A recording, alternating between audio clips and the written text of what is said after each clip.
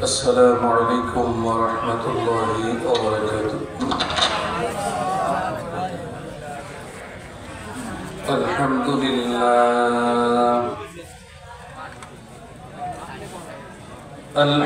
لله نحمده ونصلي على رسوله الكريم.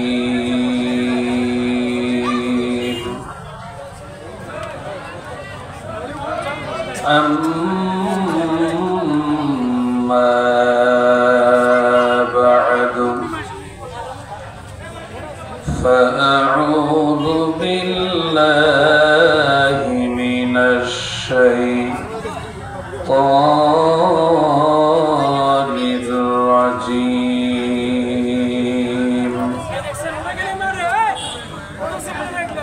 بسم الله الرحمن الرحيم.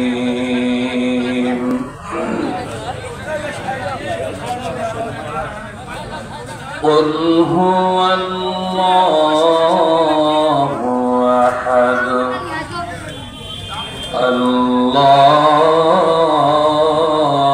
الصمد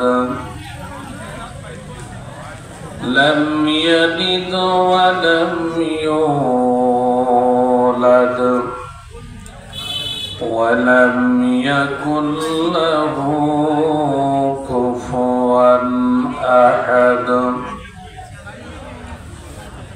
وقال رسول الله صلى الله عليه وسلم: أخلص دينك يكفيك العمل القليل،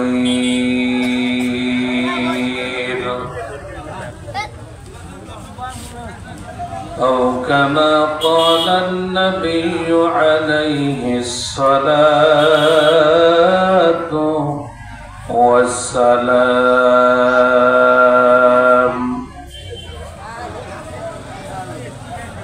وقال تعالى: إن الله وملائكته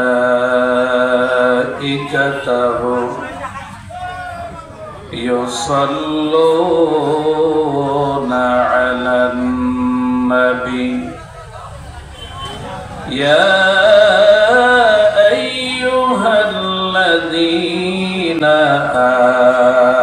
آمنوا صلوا عليه وسلموا تسليما.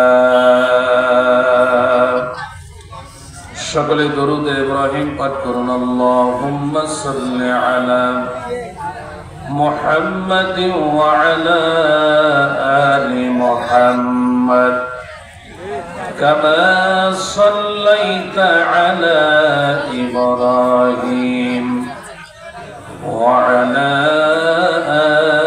আলি ইব্রাহিম ইন্নাকা হামিদুম مجيد. اللهم بارك على محمد وعلى آل محمد كما باركت على إبراهيم وعلى آل إبراهيم إنك حميد مجيد.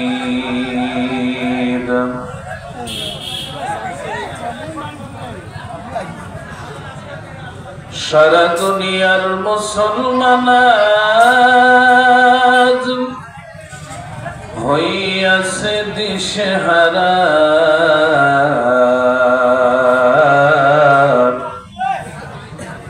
ইমানের মত মূল্যবান সম্পদ হইয়াছে হাতছাড়া।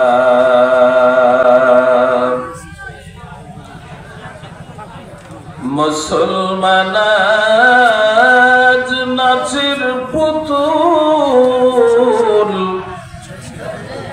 বিধর্মের হাতিয়ার।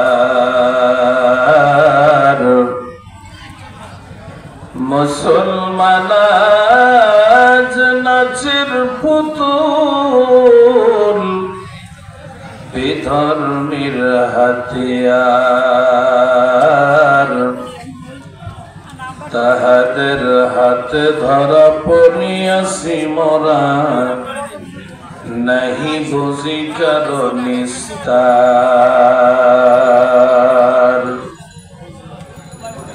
ইসলামের ক্ষতি হইতেছে বেশি, এই মুনাফিক মুসলমান দ্বারা। ইসলামের ক্ষতি হইতেছে বেশি,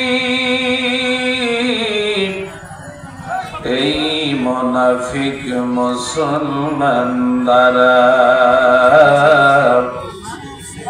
তাই পবিত্র ভূমি জেরুজালেম এই মুসলমানের হাত ছাড়া।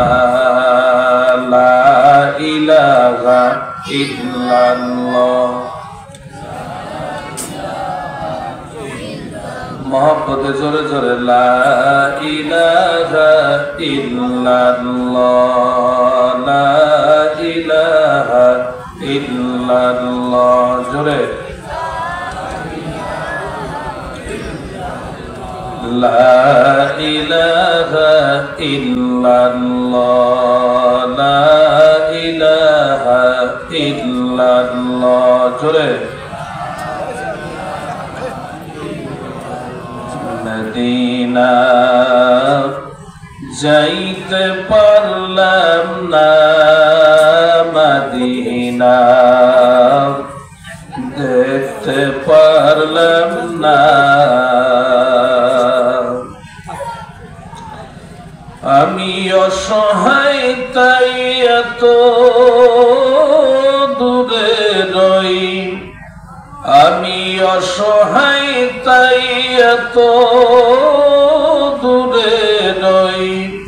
শুধু সালাম জানাই মদিনা যাইতে পারলাম না, মদিনা দেখতে পারলাম না। মদিনা নাম কত মধু,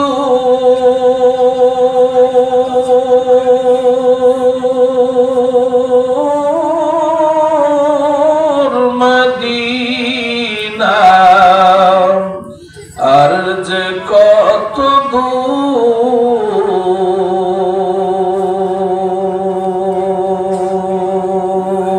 মদিনা নাম কত মধু,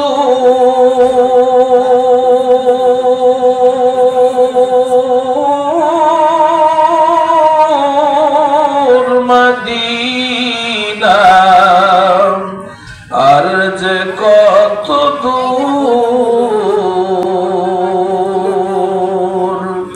ওই মদিনার পথের ধুলি আমি, ওই মদিনার পথের ধুলি আমি মাখতে পারলাম না, মদিনা যাইতে পারলাম না, মদিনা দেখতে পারলাম না।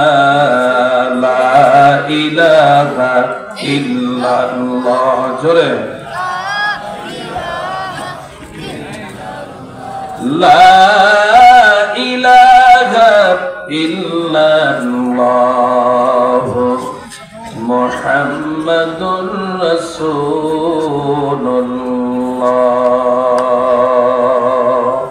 সাল্লাল্লাহু আলাইহি ওয়াসাল্লাম। উত্তর চাঁদখানা সকিমিয়ার বাজার যুব সমাজের উদ্যোগে আজকের এই বিশাল তাফসীরুল কোরআন মাহফিলের সম্মানিত সুযোগ্য সভাপতি জনাব মোহাম্মদ মোতালেব হোসেন মিলু, বিশিষ্ট সমাজসেবক, দক্ষিণ পুষনা, কিশোরগঞ্জ, নীলফামারী। সহসভাপতি জনাব মোহাম্মদ ফুয়াদ মমতাজ, বিশিষ্ট সমাজসেবক, চারখানা, কিশোরগঞ্জ, নীলফামারী। প্রধান অতিথি জনাব মোহাম্মদ সাজ্জাদ হোসেন, বিশিষ্ট ব্যবসায়ী, চারখানা, সকিমিয়ার বাজার, কিশোরগঞ্জ, নীলফামারী। সভার উদ্বোধনকারী জনাব মোহাম্মদ আলমগীর হোসেন, বিশিষ্ট সমাজসেবক, মায়ের আঁচল hotel and restaurant, Parerhat, Kishoreganj, Nilphamari. আজকের এই তাফসীর মাহফিলের বিশেষ অতিথি জনাব মোহাম্মদ মজনু মিয়া, বিশিষ্ট সমাজসেবক, কিশোরগঞ্জ, নীলফামারী। আমন্ত্রিত অতিথিবৃন্দ, আমন্ত্রিত উলামায়ে কেরাম, আমার পূর্বে অত্যন্ত গুরুত্বপূর্ণ আলোচনা করেছেন, যার আলোচনায় আপনারা মুগ্ধ হয়েছেন। বিশিষ্ট আলেমী দ্বীন হযরত মাওলানা মোহাম্মদ এইচ.এম. মেহেদী হাসান সিদ্দিকী সাহেব। আরো গুরুত্বপূর্ণ আলোচনা করেছেন হাফেজ মাওলানা মুফতি সামিউল ইসলাম সাহেব। উপস্থিত আছেন বিভিন্ন এলাকা থেকে আসা দিনদার, পরহেজগার, ইসলাম প্রিয় আমার মুসলিম ভাইরা, পর্দার আড়ালে অবস্থানরত আমার মা ও বোনেরা। আল্লাহ তাআলার দরবারে লক্ষ কোটি শুকর যে আল্লাহ পাক রব্বুল আলামিন আমাদেরকে দুনিয়ার সমস্ত ঝামেলার থেকে ফারেক করে আজকের এই তাফসীর মাহফিল জান্নাতের বাগানে অংশগ্রহণ করে অশেষ সওয়াব হাসিল করার তৌফিক দিলেন। সেজন্য আল্লাহ তাআলার দরবারে আমরা শুকর আদায় করি। সকলেই জবান খুলে উঁচু কণ্ঠে জোরে সরে আওয়াজ দিয়ে বলুন আলহামদুলিল্লাহ। আর একটু জোরে বলুন আলহামদুলিল্লাহ। সম্মানিত মুআজ্জাজ হাজিরিন, আমরা যারা এখানে অংশগ্রহণ করেছি আমরা সবাই কিন্তু মুসলিম। আমাদের সকলকে এই দ্বীনি মাহফিল, এই সমস্ত দ্বীনি জলসা, এগুলির আদব রক্ষা করা আমাদের নিজ নিজ দায়িত্ব। আমাদের ধর্মের যত অনুষ্ঠান আর অমুসলিমদের অনুষ্ঠান কিন্তু এক না, অবশ্যই ভিন্ন। কি বলেন? এজন্য ভাই, আমাদের সকলকে মাহফিলের আদব রক্ষা করতে হবে। সূরাতুল ইখলাস কোরআনুল কারীমের 112তম সূরা। আল্লাহ তাআলা এই সূরাতুল ইখলাস নাযিল করেছেন, স্বতন্ত্র একটি সূরা, তাওহীদের সূরা। আল্লাহ তাআলা এই সূরাটির মাধ্যমে তাওহীদকে প্রতিষ্ঠিত করেছেন। আল্লাহ তাআলার একত্ববাদকে আল্লাহ প্রতিষ্ঠিত করেছেন। বলেন আলহামদুলিল্লাহ। তার কারণ মানুষ যতক্ষণ আল্লাহ তাআলার তাওহীদের উপর, একত্ববাদের উপর বিশ্বাস পুরোপুরি স্থাপন করতে পারবে না, ততক্ষণ পর্যন্ত একজন মানুষ পাকাপুক্ত ঈমানদার হতে পারবে না। আর আমাদের ঈমান যদি পাকাপুক্ত না হয়, আল্লাহ তাআলার দরবারে আমাদের কোনো ইবাদত, কোনো আমল কবুল হবে না। একটু সকলে মনোযোগ দেন। মা বোনের আপনারা সকলে মনোযোগ দিয়ে শুনুন, ইনশাআল্লাহ ভালো লাগবে। মা বোনদেরকে আমি দুইটা আমল শিখাই দিব শেষের দিকে, অত্যন্ত গুরুত্বপূর্ণ আমল। মা বোনেরা খেয়াল করুন। একটা আমল করবেন, যে আমলটার কথা আমি বলে দিব, সন্তান গর্ভে থাকাকালীন যেই মহিলা মা বোনেরা ওই আমলটা করবেন, তার গর্ভের সন্তান কোনদিন প্রতিবন্ধী হবেন না, হাবা গোবা পাগল, রাস্তার কাগজ পুরা পাগল হবে না। সন্তান অত্যন্ত মেধাবী হবে, জ্ঞানী হবে, গুণী হবে। সে আমলটা কি, মা বোনের আমলটা যদি জানতে চান আপনাদেরকে একটু অপেক্ষা করতে হবে। আরেকটি সূরা আছে, যেই সূরাটির আমল যে মহিলা মা বোনেরা করবেন, তার গর্ভের সন্তান ভূমিষ্ঠ হওয়ার পর অত্যন্ত ধৈর্যশীল হবে, আদর্শবান, চরিত্রবান হবে। এলাকার মানুষ ওই সন্তানটিকে ভালোবাসবে। সে আমলটা কি ইনশাআল্লাহ শেষের দিকে মা বোনদেরকে এই 2 নম্বর আমলটা বলে দেব। সম্মানিত হাজিরিন, আপনাদের জন্য গুরুত্বপূর্ণ একটা আমল বলবো। 80 বছরের গুনাহ আল্লাহ মাফ করে দিবেন একটা আমল যদি করতে পারেন। বলেন সুবহানাল্লাহ। কত বছরের? 80 বছরের। আল্লাহর রাসূল সাল্লাল্লাহু আলাইহি ওয়াসাল্লাম বিশুদ্ধ হাদিসের মধ্যে এই আমলটার কথা বলেছেন, সহিহ হাদিস। কোন আমল করলে 80 বছরের গুনাহ মাফ হয়, সে আমলটা আমি আপনাদেরকে শেষের দিকে বলে দেব। আলোচনা খুব লম্বা হবে না, সংক্ষিপ্ত আকারে কিছু আলোচনা করব, আপনারা সকলে বসে থাকুন। সম্মানিত মুআজ্জাজ হাজিরিন, সূরাতুল ইখলাসের কুল হু সূরার সংক্ষিপ্ত শানি নুজুল বলি। শানি নুজুল কি? ওই সূরা বা ওই আয়াত নাজেল হওয়ার প্রেক্ষাপট। আল্লাহ তাআলা কুল হু সূরা নাজেল করেছেন কোন প্রেক্ষাপটে? এই প্রেক্ষাপটটাকে বলা হয় শানে নুজুল। কুল হু সূরার ফজিলত অনেক আছে, ফজিলতগুলো আমি একটু পরে বলতেছি। আগে বলি কুল হু সূরার নাজেল হওয়ার প্রেক্ষাপট। ইসলামের প্রাথমিক যুগে আল্লাহর রাসূল সাল্লাল্লাহু আলাইহি ওয়াসাল্লামকে মক্কার মুশরিকেরা প্রশ্ন করল, ওগো মুহাম্মদ, আল্লাহ তাআলার সিফত কি? আল্লাহর গুণাগুণ কি? আল্লাহ তাআলার বৈশিষ্ট্য কি? আমাদেরকে একটু বলে দিন। আপনি যে আল্লাহ আল্লাহ বলেন, সে আল্লাহর গুণাগুণ কি? আল্লাহ কোন গুণে গুণান্বিত? আল্লাহ তাআলা তার গুণাগুণ মুশরিকদের সামনে তুলে ধরার জন্য, আল্লাহ তাআলার বৈশিষ্ট্য, আল্লাহ তাআলার সিফত কাফের মুশরিকদের সামনে তুলে ধরার জন্য কুল হু সূরা নাযিল করে আল্লাহ তাআলা তার 4টি বৈশিষ্ট্যের কথা উল্লেখ করেছেন। বলেন সুবহানাল্লাহ। আর একটু মহব্বতের সাথে জোরে আওয়াজ দিয়ে বলেন সুবহানাল্লাহ। সম্মানিত হাজিরিন, এই কুল হু সূরার অনেক ফজিলত আছে। কুল হু সূরাটা এমন একটি পরিচিত সূরা, যেই সূরাটা ছোট্ট বাচ্চারাও কিন্তু কি পড়তে পারে। বলেন আলহামদুলিল্লাহ। এই সূরাটা যদিও অত্যন্ত ক্ষুদ্র সূরা, ছোট সূরা, কিন্তু সূরাটির ফজিলত অনেক লম্বা, সূরাটির ফজিলত অনেক বেশি।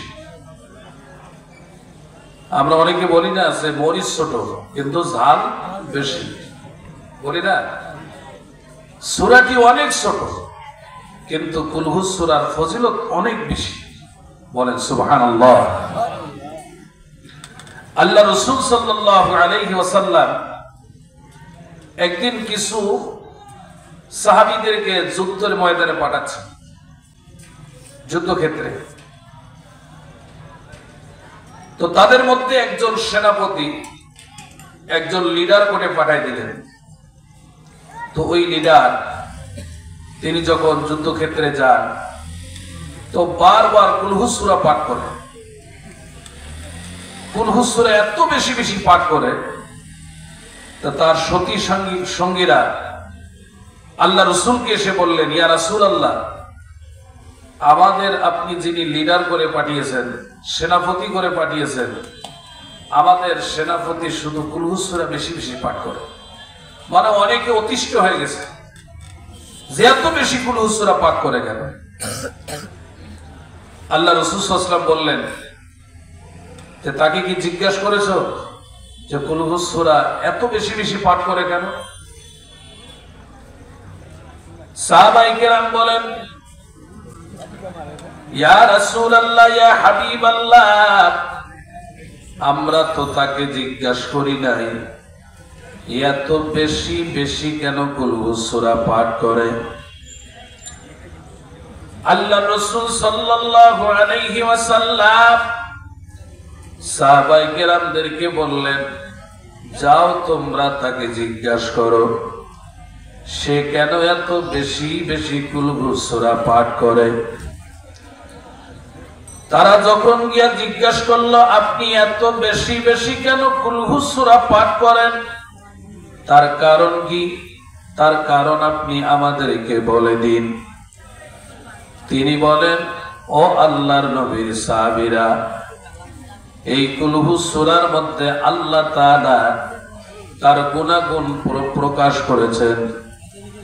এই কুল হুয়া সূরার মধ্যে আল্লাহ তাআলা তার বৈশিষ্ট্যের কথা উল্লেখ করেছেন। এই জন্য আমি কুল হুয়া সূরা বেশি বেশি পাঠ করি, এই কুল হুয়া সূরাকে আমি বেশি বেশি মহব্বত করি। সাহাবায়ে কেরাম এসে আল্লাহ রাসূলকে বললেন, ইয়া রাসূলুল্লাহ, ইয়া হাবিবাল্লাহ, তিনি কুল হুয়া সূরা বেশি বেশি পাঠ করেন তার কারণ হলো এই কুল হুয়া সূরার মধ্যে আল্লাহ তাআলা তার বৈশিষ্ট্যের কথা উল্লেখ করেছেন। আল্লাহ তাআলা কুল হুয়া সূরার মধ্যে তার গুণাগুণ প্রকাশ করেছেন। এই জন্য তিনি বেশি বেশি কুল হুয়া সূরা পাঠ করেন। তিনি কুল হুয়া সূরাকে অত্যন্ত ভালোবাসেন। নবী আলাইহিস সালাতু ওয়াস সালাম বললেন, ও সাহাবীরা, সে কুল হুয়া সূরাকে ভালোবাসে যার কারণে কুল হুয়া সূরা বেশি বেশি পাঠ করে। এই কুল হুয়া সূরার মধ্যে আল্লাহ তাআলা তার উল্লেখযোগ্য বৈশিষ্ট্য তুলে ধরেছেন, এই জন্য সে কুল হুয়া সূরা পাঠ করে। আল্লাহর নবী বলেন, সাহাবীরা, কুল হুয়া সূরা ভালোবেসে যারা বেশি বেশি পাঠ করে আল্লাহ রাব্বুল আলামিনও তাকে বেশি বেশি ভালোবাসেন। বলেন সুবহানাল্লাহ। আর একটু মহব্বতের সাথে জোরে বলেন সুবহানাল্লাহ। সম্মানিত হাজিরিন, শুধু তাই নয়, রাসূল করিম সাল্লাল্লাহু আলাইহি ওয়াসাল্লাম একদিন সাহাবায়ে কেরামদেরকে নিয়ে এক জায়গায় যাইতেছিলেন। পথের মধ্যে পাশে এক ব্যক্তি কুল হুয়া সূরা পাঠ করতেছেন। নবী আলাইহিস সালাতু ওয়াস সালাম ওই ব্যক্তির কুল হুয়া সূরার আওয়াজ নবীর কানে যখন চলে আসলো, নবী আলাইহিস সালাতু ওয়াস সালাম তিনি বললেন, যে ব্যক্তি কুল হুয়া সূরা পাঠ করতেছেন তার জন্য আল্লাহর জান্নাত ওয়াজিব হয়ে গেছে। আর জোরে বলেন সুবহানাল্লাহ। আল্লাহ রাসূল বলেছেন জান্নাত ওয়াজিব, জান্নাত ওয়াজিব। কিছু দূর যাওয়ার পর সাহাবায়ে কেরাম বললেন, ইয়া রাসূলুল্লাহ, ইয়া হাবিবাল্লাহ, আপনি পথের মধ্যে বললেন জান্নাত তার জন্য ওয়াজিব হয়ে গেছে, আপনি কার জন্য এই দোয়াটি করলেন?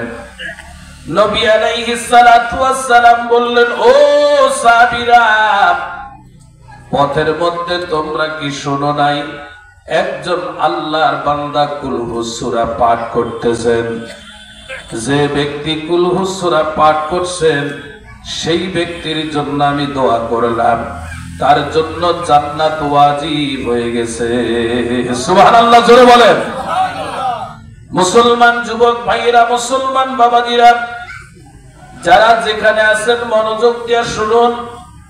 কুল হুয়া সূরার এত বেশি বেশি ফজিলত নবী আলাইহিস সালাতু ওয়াস সালাম বুখারী শরীফ, তিরমিজি শরীফ হাদিসের মধ্যে বলেছেন, যে ব্যক্তি একবার কুল হুয়া সূরা পাঠ করবে, জোরে বলেন কয়বার? আর জোরে বলেন কয়বার?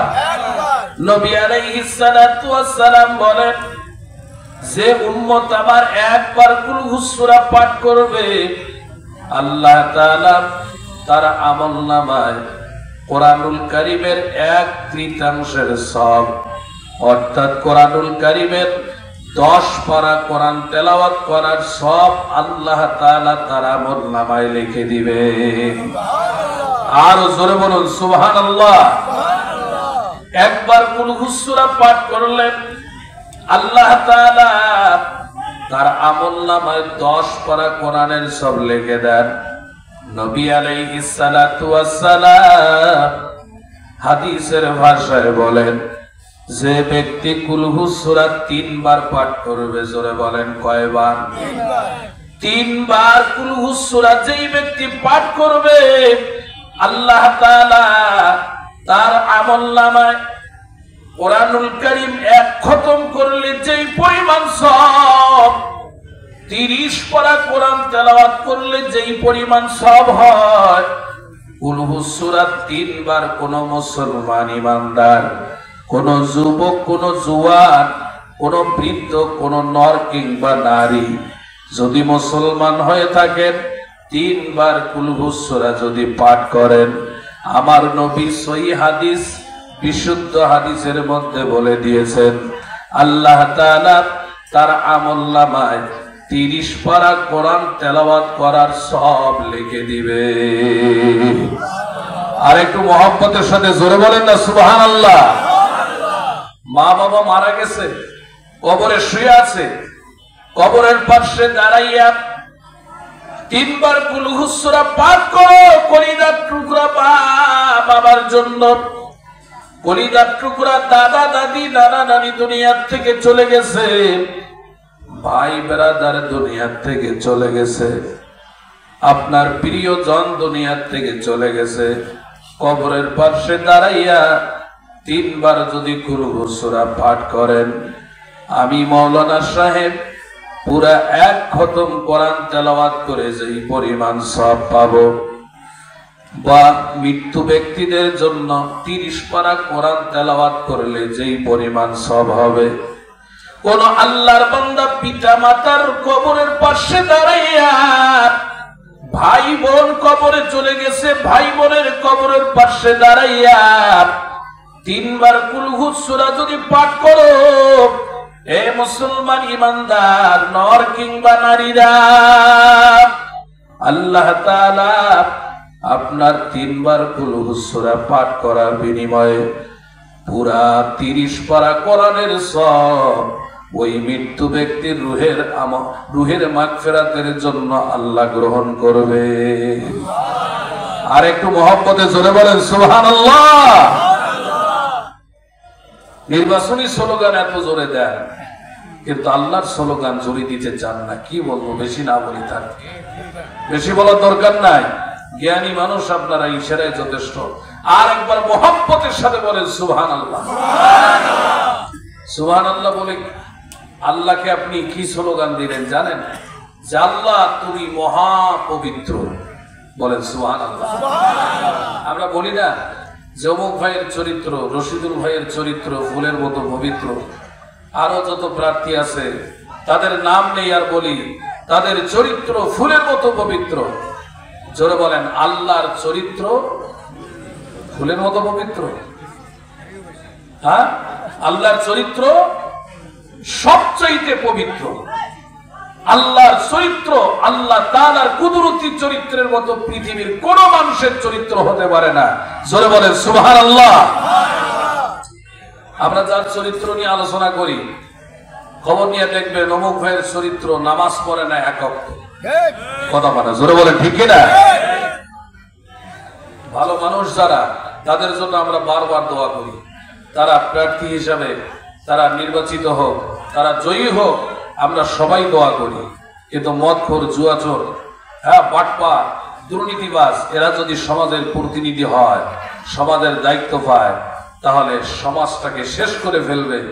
একেবারে যত যে পরিমাণ জায়গার তারা দায়িত্ব পাবে, এই পরিমাণ জায়গা অর্থাৎ উপজেলা চেয়ারম্যান হলে যদি দুর্নীতিবাজ হয়, মদখোর হয়, গাঞ্জাখোর হয়, ঘুষখোর হয়, সুদখোর হয়, তারপরে পতিতালয়ে যাওয়ার মতো হয়, তাহলে তার দ্বারা কি জনগণ সেবা পাবে না জনগণ ধ্বংস হয়ে যাবে?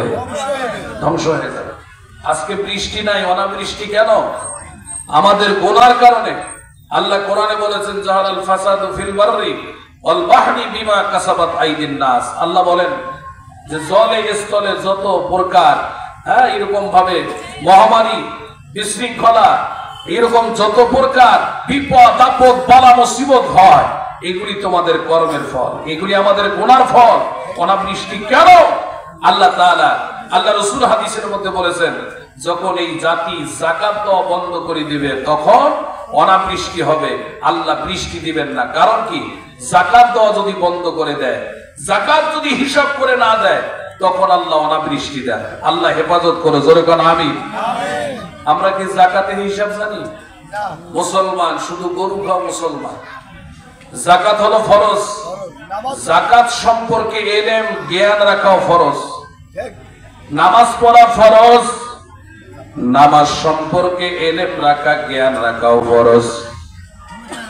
রোজা রাখা ফরজ, রোজার সম্পর্কে ইলম রাখাও ফরজ। হজ করা ফরজ, মুসলমানদের হজের জ্ঞান রাখাটাও ফরজ। ও মুসলমান বন্ধুগণ, অনাবৃষ্টির কারণ কি আমরা অনেকেই কারণ জানি না। নবী আলাইহিস সালাতু ওয়াস সালাম আজ থেকে ১৫০০ বছর পূর্বে বুখারী শরীফের হাদিসের মধ্যে বলে দিয়েছেন, ইবনে মাজাহ শরীফের হাদিসের মধ্যে বলে দিয়েছেন, খুঁজে দেখবেন 4020 নম্বর হাদিস। নবী আলাইহিস সালাতু ওয়াস সালাম বলেছেন অনাবৃষ্টির কারণ, যখন কোনো বৃষ্টি হবে না, রোদের তাপে মানুষগুলি ছটফট ছটফট করবে, আল্লাহ তোমার রহমতের বৃষ্টি দাও। নবী আলাইহিস সালাতু ওয়াস সালাম বলেন এই অনাবৃষ্টি বৃষ্টি না হওয়ার কারণ হলো যখন এই মুসলমানেরা যাকাত দেওয়া বন্ধ করে দিবে তখনই অনাবৃষ্টি হবে, বৃষ্টি হবে না। আল্লাহ আমাদের হেফাজত করো, জোরে কোন আমিন। যাকাত সম্পর্কে আমাদের জ্ঞানে নেই। যাকাত 1 লক্ষ টাকা যদি জমা থাকে তাহলে 2500 টাকা যাকাত কি ফরজ না নফল? হিসাবটা ভালো করে শুনে রাখেন ভাইরা। এখন তো আমরা কি মাহফিলে আসি, যদি ভাইরাল বক্তা হয় 50,000 টাকার বক্তা হইলে মাহফিলে লোক হয়, কথা বলে ঠিকই না? বক্তা যদি মিডিয়া ব্যক্তিত্ব হয়, নেটে আছে আর রেটে আছে, তাহলে শ্রোতাও আছে, কথা বলে ঠিকই না? একটা কি নেটের জগতে মিডিয়া ব্যক্তিত্ব, আর একটা হলো রেট। 50,000 টাকা, 80,000, 1 লাখ টাকার বক্তা হেলিকপ্টারে আছে, ওখানে শ্রোতাও আছে। কেন? নেট আছে, রেট আছে, শ্রোতাও আছে। নেট নাই, রেট নাই, শ্রোতাও নাই। আমাদের নিয়ত একেবারে খারাপ। বুখারীর প্রথম হাদিস, আল্লাহ রাসূল বলেছেন ইন্নামা আমালু বিন্নিয়াত, মানুষের সমস্ত কাজ নিয়তের উপর নির্ভর করে। আমাদের নিয়ত এত খারাপ যে বক্তা ভাইরাল না, মানে মোবাইল নিয়ে সার্চ দিতেছে যে বক্তা ভাইরাল না, মিডিয়া ব্যক্তিত্ব না, তার ওয়াজ ভাইরাল না, বেশি মানুষ শোনে নাই, অর্থাৎ ইউটিউবের বক্তা না, তো শ্রোতাও কয় আমিও যাব না, মানে ওখানে আমিও না, কথা বলে ঠিক কিনা? আপনারা যে কি জন্য আসছেন আমি বুঝতেছি না। কি জন্য আপনারা আসলেন মাহফিলে? আপনারা আসিয়া ভুল করলেন, আপনারাও না আসলে না খুব ভালো হয়ে যায়, কথা বলা জোরে বলেন ঠিক কিনা? সম্মানিত হাজিরিন, এই অনাবৃষ্টির কারণ হলো আমরা যাকাত ঠিকভাবে দিচ্ছি না। 1 লক্ষ টাকা 2500 টাকা যাকাত দিতে হবে। 2 লক্ষ টাকা জমা থাকলে 5,000 টাকা, 1 টাকা কম দিলেও যাকাত আদায় হবে না। 4 লক্ষ টাকা যদি জমা থাকে আপনার ব্যাংকে থাক, বাড়িতে থাক, যেখানে থাকুক না কেন, 4 লক্ষ টাকা জমা থাকলে 10,000 টাকা হিসাব করে পনখানু ভাবে হিসাব করে আপনাকে লিল্লা বোর্ডিং এ গরিবকে, মিসকিনকে, অসহায় ব্যক্তিকে, মুসাফিরকে যে 8 খাতে যাকাত দেওয়া যায় এইরকম ব্যক্তিদেরকে যাকাত দিতে হবে। কিন্তু কয়জনে কত লক্ষ টাকা থাকলে কি পরিমাণ যাকাত দিতে হয় মুসলমানেরা তার হিসাবে রাখে না। কথা কথা জোরে বলেন ঠিক কিনা? যাই হোক সম্মানিত হাজিরিন, আমি ওদিকে যেতে চাই না, আমি আমার মূল আলোচনা করি। সূরাতুল ইখলাস, কুলহুস সূরা। কুলহুস সূরার ফজিলত মোটামুটি জানতে পারলেন, তাই না? ফজিলত কি? একবার পাঠ করলে 10 পারা কোরআনের সওয়াব, দুইবার পাঠ করলে 20 পারা কোরআনের সওয়াব, তিনবার কুলহুস সূরা পাঠ করলে 30 পারা কোরআনের সওয়াব। জোরে কোন সুবহানাল্লাহ। এই বাইরে সিলাসিলি করতেছেন কেন? কি হলো এখানে?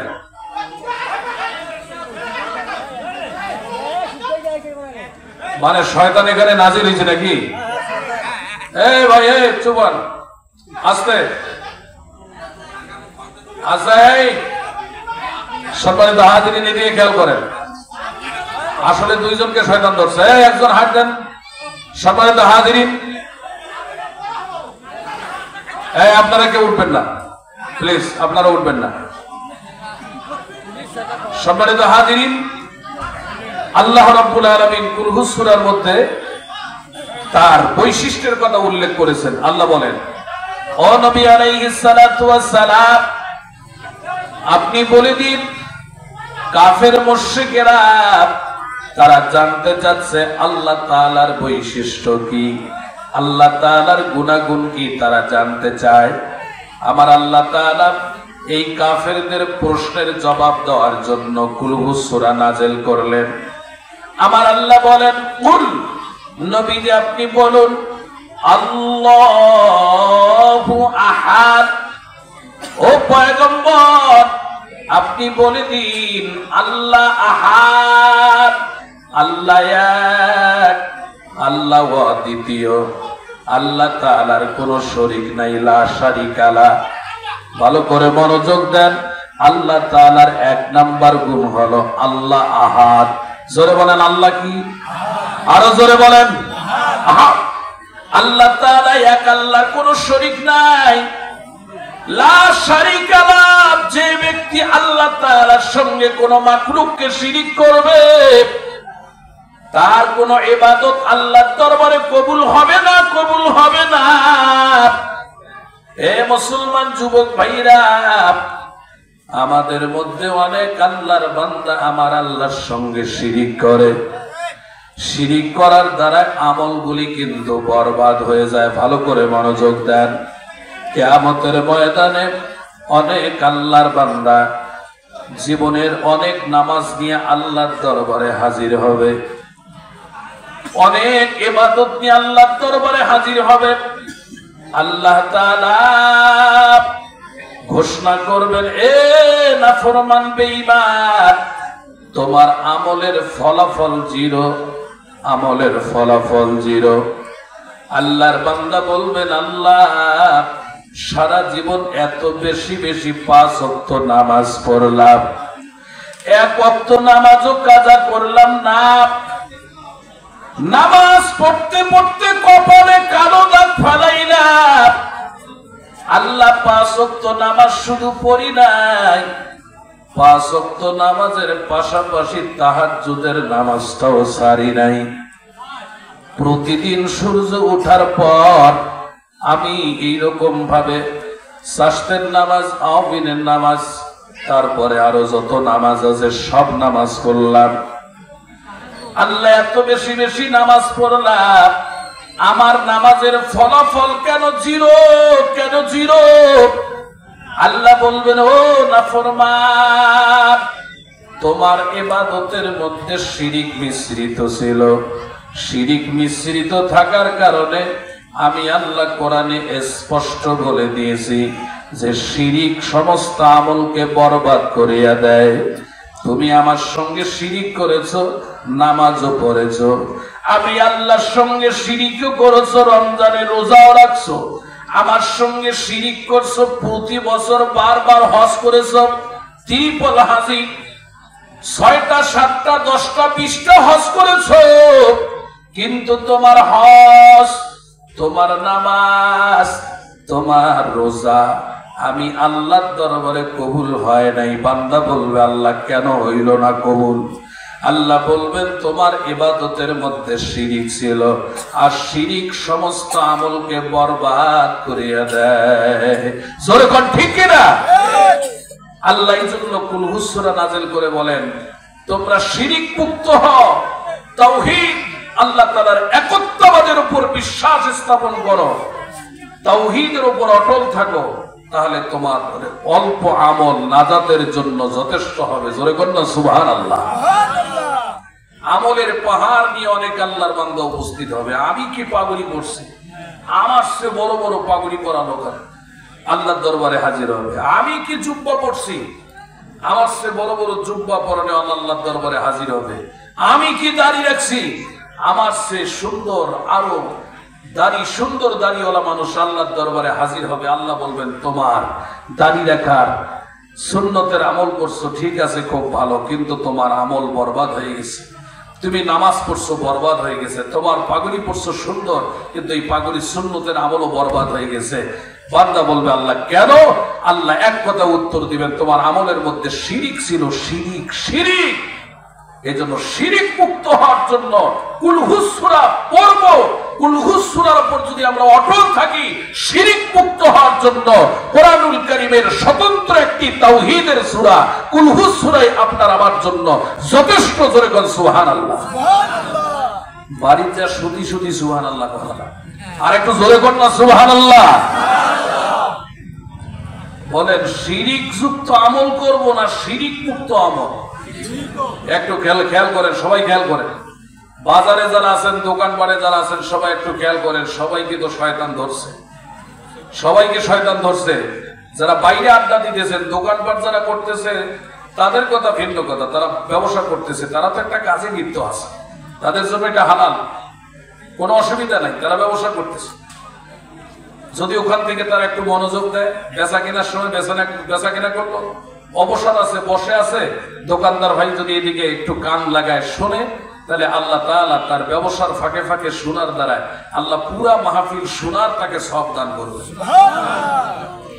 কিন্তু যারা ব্যবসাও নাই, খানা পিনাও নাই, শুধু আড্ডা দিচ্ছে, বিড়ি সিগারেট খাচ্ছে, পান খাইতেছে, আর গল্প গুজব করতেছে, আইনি মাহফিল এটা করলো, এটা করি কি হবে, যুবকেরা এটা করি কি করবে, মানে শয়তান ওদেরকে ঘুতাচ্ছে। কথা বলা ঠিক না? এখানে গান বাজানা যদি বসাইতো, হ্যাঁ, শয়তানদেরকে যদি নিয়ে আসতো, ওই জায়েদ খান একটা শয়তান, ওই শয়তানকে নিয়ে অনেকে কনসার্ট করতেছে, গান করতেছে, যাত্রা করতেছে, আরো অনেক কিছু নেগেটিভ অনুষ্ঠান করতেছে। এগুলা করলে ভালো ছিল, কিন্তু মাহফিল করলে অনেকের আপত্তি। মাহফিল করে কি হবে, পরিণাম কি হবে, ভবিষ্যতে কি হবে, মাহফিলের অ্যাডভান্স টাকা থাকলে কি হবে না হবে, শয়তান এদেরকে ঘুতাচ্ছে। এইরকম মাহফিল যেন সামনে আর কেউ না করে। কথা বলা ঠিক কিনা? তোমাদেরকে শয়তান ধরছে, যারা এই মাহফিল নিয়ে মন্তব্য করতেছেন, খোদার কসম করে বলতেছি, শয়তান তোমাকে ধরছে। তারা তো গান বাজানো না বসাই আপনাদেরকে একটা মাহফিল উপহার দিছে, কিন্তু ঈদের দেওয়ারে বিভিন্ন ঈদের সময় অনেক যুবকেরা উপহার দেয় কি গান বাজনা। ওই শয়তান মমতাজ আরো যেগুলা শয়তানি আছে, এদেরকে নিয়ে আইসা আপনাদেরকে গান বাজনা উপহার দেয়। বলেন ওই উপহারটা ভালো না এই উপহারটা ভালো? অনেক ভালো ভাই। শ্রদ্ধার সাথে বলি, একটু মেনে নেন, অনুরোধ করে বলি, খবরদার এগুলিকে নেগেটিভ ভাবে দেখবেন না, এই অতীত ভবিষ্যতে চিন্তা করবেন না। দোয়া করবেন এরকম যুবকেরা মাহফিল করুক, মাহফিলে যা আয় ব্যয় হবে এগুলোর থেকে যে মসজিদ মাদ্রাসায় দেওয়ার তৌফিক দেয়, এগুলো পরামর্শ দিবেন তাদেরকে। আপনারা কেন এরকম ভাবে শয়তানি করবেন? কেন আপনারা তাদেরকে হোসট খেলাবেন? আপনারা তাদেরকে কোনো হিমশিম খাওয়াবেন না, তাদেরকে উদ্বুদ্ধ করবেন এইরকম মাহফিল যেন আরো বড় বড় আমরা তো ছোটখাটো বক্তা, আমাদের সে বড় বড় বক্তা এনে হাজার হাজার মানুষ যেখানে জমা হবে। আমি কিন্তু ওটা নেগেটিভ ভাবে দেখি নাই যে 50,000 টাকার বক্তা। একটু আগে বললাম না, হয়তো আপনারা মনে করছেন হুজুর মনে হয় ওই বক্তাদের নিয়ে নেগেটিভ মন্তব্য করতেছে, তা না। আমার উদ্দেশ্য ছিল, আমাদের নিয়ত খারাপ, বক্তা ছোট আসুক আর বড় আসুক। আমার পূর্বের বক্তা বগুড়া থেকে আসছেন ভাই, খুব গুরুত্বপূর্ণ কথা বলছেন, যে যেভাবে বলুক না কেন তার বলার ভঙ্গিমা ভালো ছিল, খুব ভালো লাগছে আমাকে, আলহামদুলিল্লাহ। কিন্তু আমরা এমন জাতি, আমাদের নিয়ত এত খারাপ, আমরা এইরকম ছোটখাটো বক্তা আসলে আমরা বসতে চাই। আর হতে পারে এইরকম ছোটখাটো বক্তাদের জবান থেকে আল্লাহ তাআলা মূল্যবান কিছু কথা বাহির করে দেবেন। কথা বলে জোরে বলে ঠিক কিনা? এই জন্য ভাই, আমরা মানুষের কদর করা শিখি, মানুষকে সম্মান করা শিখি, আপনি মানুষকে সম্মান করবেন, আল্লাহ আপনাকে সম্মানিত করবেন। আর আপনি যত মানুষকে হেয় প্রতিপন্ন করবেন, কটাক্ষ করবেন, ছোট করবেন, খাটো করবেন, দেখবেন আপনার অগোচরে, আপনার অজান্তে মানুষ আপনাকে ছোট করার জন্য ব্যস্ত হয়ে পড়েছে। কথা কথা ঠিক কিনা? আর আপনি মানুষকে সম্মান করবেন, মানুষ ভালো কাজ করতেছে তাকে উৎপত্ত করবেন, দেখবেন আপনাকে নিয়ে মানুষ ভালো চিন্তা করতেছে, ভালো কিছু আপনার জন্য যাচ্ছে। কথা কথা জোরে বলেন ঠিক কিনা? সংক্ষিপ্ত আকারে আমি আখিরি মুনাজাত করে দিব ইনশাআল্লাহ। আপনারা কেউ একেবারে অতিষ্ঠ হবেন না, আমি আর অল্প কিছুক্ষণ আলোচনা করবো। আপনারা সকলে থাকবেন তো ইনশাআল্লাহ? বলেন, শিরিক যুক্ত বেশি আমল করব না শিরিক মুক্ত অল্প আমল করব? গুরুত্বপূর্ণ একটা কথা, কিন্তু ভালো করে আবার একটু বুঝে সুঝে জোরে আওয়াজ দিয়ে বলবেন, শিরিক যুক্ত অনেক আমল করব না শিরিক যুক্ত অল্প আমল করব? শিরিক যুক্ত, শিরিক মুক্ত অল্প আমল করব। শিরিক যুক্ত আমলের পাহাড় করেও কোনো লাভ হবে না। এই জন্য আল্লাহ রাসূল বলেছেন, আখলিস দীনাকা ইয়াকফিকাল আমালুল কলিল। নবী আলাইহিস সালাতু ওয়াস সালাম বলেন, তোমরা তোমাদের ঈমানকে বিশুদ্ধ করো, ঈমানকে খাঁটি করো। অল্প আমল নাজাতের জন্য যথেষ্ট হবে। শিরিক যুক্ত যদি আমলের পাহাড় তৈরি করা হয়, এ মুসলমান ইমানদার, এই আমল কাজে লাগবে না। সুতরাং যুবক হও, জওয়ান হও, বৃদ্ধ হও, নর হও, নারী হও, ব্যবসায়ী হও, চাকরিজীবী হও, কৃষক হও, রিক্সা চালক, ভ্যান চালক, দিন মজুর, ড্রাইভার, শ্রমিক, হেল্পার, সর্বস্তরের মুসলমান একটু মনোযোগ দেন। আল্লাহ বলেন, ও নবীজি আপনি বলুন, আল্লাহু আহাদ, আল্লাহ এক, আল্লাহ লা শারীকা লাহু, আল্লাহর সঙ্গে কোনো মাখলুককে শিরিক করা যাবে না। যদি শিরিক করেন আপনার আমলগুলি বরবাদ হয়ে যাবে। আমি 2-4টা শিরিক আপনাদেরকে বলে দিচ্ছি, এই শিরিকগুলা করবেন না, করলে আপনার আমার আমল কিন্তু ঠিক থাকবে না, বরবাদ হয়ে যাবে। ও মুসলমান ইমানদার, আমাদের সমাজের মধ্যে, আমাদের দেশের মধ্যে মারাত্মক কিছু শিরিক চলতেছে, যেই শিরিকগুলি রাষ্ট্রীয়ভাবে প্রতিষ্ঠিত করার পায়তারা চলছে। যেমন বলা হচ্ছে সর্বক্ষমতার মালিক জনগণ, এটা হলো মারাত্মক শিরিক। এই শিরিকটা কোনো মুসলমান করতে পারে না, কারণ আল্লাহ পাক কোরআনে স্পষ্ট করে বলেছেন, ইন্নাল্লাহা আলা কুল্লি শাইইন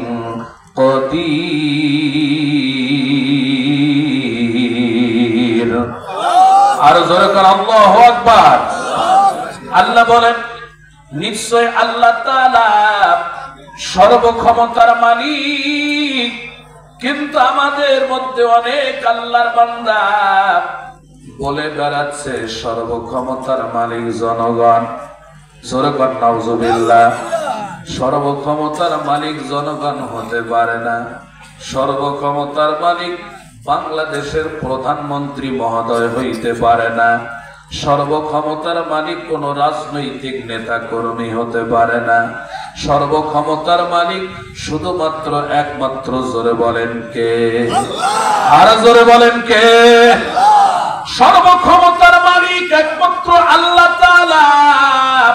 দুনিয়ার কোন রাজা, বাদশাহ, প্রজা, গাছপালা, তরু লতা, সূর্য, চন্দ্র, গ্রহ, নক্ষত্র, কোন মাখলুক সর্বক্ষমতার মালিক হতে পারে না। আল্লাহ হলেন সর্বময় ক্ষমতার মালিক। আল্লাহ তাআলা এই কুলহু সূরা নাযিল করে আমাদেরকে শিরিক মুক্ত করার জন্য আল্লাহ তাআলা এই সূরা নাযিল করেছেন। সুতরাং শুধু কুলহু সূরা পড়বেন তা হবে না, কুলহু সূরার অনুবাদ আমাদেরকে বুঝতে হবে। এই কুলহু সূরার বিধান আমার ব্যক্তি জীবনে পালন করতে হবে। কুলহু সূরার বিধান আমার পারিবারিক জীবনের মধ্যে পরিবারের সকল সদস্যদেরকে কুলহু সূরার বিধানের উপর অটল থাকা লাগবে। এক পর্যায়ে আমার সামাজিক জীবনের মধ্যে কুল হু সূরার একত্ববাদ তাওহীদের দাওয়াত আমাকে প্রচার করতে হবে। গোটা রাষ্ট্রের মধ্যে কুল হু সূরার বিধান আমাকে প্রতিষ্ঠিত করার চেষ্টা করা লাগবে। ও মুসলমান ইমানদার, গোটা পৃথিবীর খ্রিস্টানেরা আমাদের মতোই আল্লাহকে আল্লাহ বলে, স্রষ্টা বলে স্বীকার করে। গোটা পৃথিবীর ইহুদিরাও ইসরায়েল বাহিনী যারা ফিলিস্তিনের উপর আক্রমণ করতেছে, ওই ইসরায়েলের জনগণ যারা, তারা কিন্তু ইহুদি। ওই ইহুদিরাও কিন্তু আমাদের মতোই আল্লাহকে স্রষ্টা বলে স্বীকার করে। কিন্তু ইহুদিদেরকে আল্লাহ তাআলা কোরআনুল কারীমের মধ্যে স্পষ্ট বলেছেন, ইহুদিরা জাহান্নামী, ইহুদিরা মুশরিক, খ্রিস্টানেরাও মুশরিক। কেন? ইহুদিরা আল্লাহকে বিশ্বাস করার পরেও জাহান্নামী। তার কারণ হলো ইহুদিরা মুসা নবীকে তারা বলেছে আল্লাহ তাআলার মধ্যে যত ক্ষমতা, মুসা নবীর মধ্যে তত ক্ষমতা। জোরে কর নাউজুবিল্লাহ, আরো জোরে বলেন নাউজুবিল্লাহ। ইহুদিরাও কি একজন নবীকে তারা বিশ্বাস করে, সে নবীর নাম কি? মুসা নবী। বলেন কি নবী? মুসা নবী। তারা মুসা নবীকে বিশ্বাস করে, আমাদের শেষ নবীকে তারা মানে না। কিন্তু ইহুদিরা জাহান্নামী কেন? আল্লাহকে বিশ্বাস করার পরেও কেন জাহান্নামী? ইহুদিরা তারা বলেছে সর্বক্ষমতার মালিক মুসা, সর্বক্ষমতার মালিক আল্লাহ। আল্লাহর মধ্যে যত বৈশিষ্ট্য আছে, মুসা নবীর মধ্যে তত বৈশিষ্ট্য আছে। আল্লাহর যত শক্তি আছে, মুসা নবীরও তত শক্তি আছে। একটু জোরে বলেন নাউজুবিল্লাহ। বুঝে থাকলে বলেন, আল্লাহ আর মুসা নবী কি ক্ষমতার মধ্যে সমান না ব্যবধান আছে? আকাশ পাতাল ব্যবধান না অল্প ব্যবধান? আকাশ পাতাল ব্যবধান। আল্লাহ যেই মুসাকে আল্লাহ সৃষ্টি করেছেন, সৃষ্টি আর স্রষ্টা কখনো সমান হতে পারে?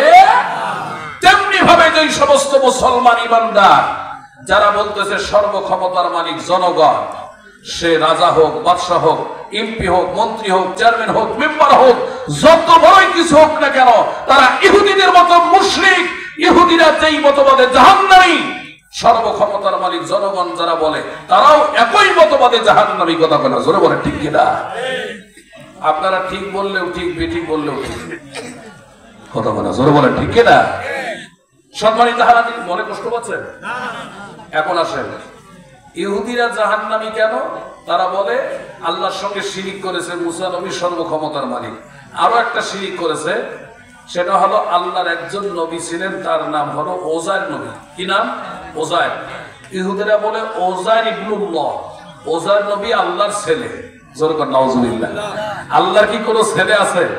আল্লাহর মেয়ে আছে? আল্লাহর স্ত্রী আছে? আল্লাহ কুল হু সূরা বলেন, কুল হু সূরার মধ্যে বলেন কুল হুয়াল্লাহু আহাদ আল্লাহুস সামাদ। 3 নম্বর আয়াতের মধ্যে আল্লাহ পাক বলেন লাম ইয়ালিদ ওয়া লাম ইউলাদ। আল্লাহ কাহার থেকে জন্ম হন নাই, আল্লাহ তাআলাও কাহাকে জন্ম দেন নাই। খ্রিস্টানেরা বলেন যীশু খ্রিস্ট ঈসা নবী আল্লাহর ছেলে। জোরে কর নাউজুবিল্লাহ। বুঝে থাকলে জবাব দেন, আল্লাহর কি কোনো ছেলে আছে?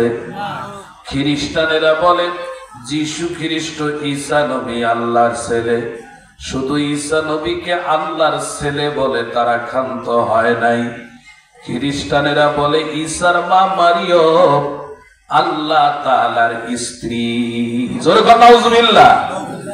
আল্লাহ বলেন, ও পয়গম্বর আমার দোস্ত মুহাম্মদ সাল্লাল্লাহু আলাইহি ওয়াসাল্লাম, আমি কুল হু সূরা নাযিল করলাম। এই কুল হু সূরার 3 নাম্বার আয়াতের মধ্যে আমি আল্লাহ তাআলার 3 নাম্বার বৈশিষ্ট্যের কথা আমি প্রকাশ করে দিলাম। ওই মক্কা মদিনার গোটা বিশ্বের ইহুদি, গোটা বিশ্বের মুশরিক এবং কাফেরদেরকে জানায় দাও, আল্লাহর কোনো ছেলে নাই, আল্লাহর কোনো সন্তানাদি নাই, আল্লাহর স্ত্রী নাই, আল্লাহ কাহার থেকে জন্ম হন নাই। ও মুসলমান ইমানদার, গোটা পৃথিবীর খ্রিস্টানেরা আমাদের মতোই আল্লাহকে আল্লাহ বলে স্রষ্টা বলে স্বীকার করে। এখনো পৃথিবীর কোটি কোটি খ্রিস্টানেরা আমাদের মতোই আল্লাহকে আল্লাহ বলেই স্বীকার করে, স্রষ্টা বলে তারা মেনে নেয়। কিন্তু খ্রিস্টানদের জঘন্য একটা শিরিকি মতবাদ, সেই শিরিকটা কি? কোরআন হাদিসের ভাষায় সেই শিরিকটাকে বলা হয় ইশরাক ফি জাতিল্লাহ, আল্লাহর জাতের সঙ্গে শিরিক করা। অর্থাৎ খ্রিস্টানেরা বলে যীশু খ্রিস্ট ঈসা নবী আল্লাহর ছেলে। আল্লাহর ছেলে নাই, আল্লাহর স্ত্রী নাই, খ্রিস্টানেরা আল্লাহর জাতের সঙ্গে শিরিক করেছে। সুতরাং আমি অনুরোধ করব, আল্লাহ তাআলার কোনো ছেলে নাই, মেয়ে নাই। ওই খ্রিস্টানদের মতবাদ আমাদের বাংলাদেশের প্রত্যন্ত অঞ্চল, কুড়িগ্রাম, পঞ্চগড় বর্ডার এলাকাগুলোর মধ্যে খ্রিস্টানেরা তারা দাওয়াতে তাবলীগের মতো মেহনত করতেছে মুসলমানদেরকে খ্রিস্টান বানাবার জন্য। ও মুসলমান বন্ধুগণ, 2-4-5 লক্ষ টাকার লোভে পড়িয়া আজকে মুসলমানেরা খ্রিস্টান হয়ে যাচ্ছে। মুসলমানেরা এরকম ভাবে কাদিয়ানি হয়ে যাচ্ছে, মুসলমানেরা অমুসলিম হয়ে যাচ্ছে। সুতরাং মুসলমান ভাইদেরকে আমি দাওয়াত দিব, এ মুসলমান বন্ধুগণ, আমাদের কখনো খ্রিস্টান হওয়া যাবে না। আল্লাহর ছেলে নাই, আল্লাহর স্ত্রী নাই, এর উপরে আমাদেরকে অটল থাকা লাগবে। কারণ আল্লাহ তাআলা কুলহু সূরার মধ্যে স্পষ্ট করে দিলেন, লাম ইয়ালিদ ওয়া লাম ইউলাদ, আমি আল্লাহ কাহাকে জন্ম দেই নাই, আমি আল্লাহ কাহার থেকে জন্ম হই নাই। এটা আল্লাহ তাআলার একটা উল্লেখযোগ্য বৈশিষ্ট্য, আল্লাহ তাআলার একটা গুণাগুণ, আল্লাহর একটা সিফাত। আল্লাহ আমাদের সকলকে শিরিক থেকে হেফাজত করো। জোরে বলেন আল্লাহুম্মা আমিন। আরো জোরে বলেন আল্লাহুম্মা আমিন। কুলহু সূরা 4 নম্বর আয়াতের মধ্যে আল্লাহ তাআলা তার 4 নম্বর বৈশিষ্ট্যের কথা বলেন, ওয়ালাম ইয়াকুল্লাহু কুফুয়ান আহাদ, আল্লাহর সমকক্ষ কেউ হতে পারে না। আল্লাহ তাআলা হলেন চিরজীব, আল্লাহর কোনো মরণ নাই, আল্লাহর সমকক্ষ কেউ হতে পারে না। অনেক ইহুদি খ্রিস্টানেরা, অনেক নাস্তিক মোরতাদ বামপন্থী রামপন্থীরা তারা চিন্তা করে যে আল্লাহ সবাইকে বানাইলো, আল্লাহরে কে বানাইলো? আল্লাহর পূর্বে কেউ ছিল? জোরে বলেন, আল্লাহর পূর্বে কেউ ছিল? এই নাস্তিক মোরতাদেরা তারা কোরআন হাদিসের কথা মানে না। আমি এই কথাটা বলে আখিরি মোনাজাত করে দিব। সম্মানিত হাজিরিন, নাস্তিক মোরতাদ যাদেরকে আমরা বামপন্থী বলি, বামপন্থী বোঝেন তো? বামপন্থী বলতে যারা কোনো স্রষ্টা মানে না, সৃষ্টিকর্তা মানে না, কোনো ধর্মকর্ম মানে না, এদেরকে বলা হয় বামপন্থী।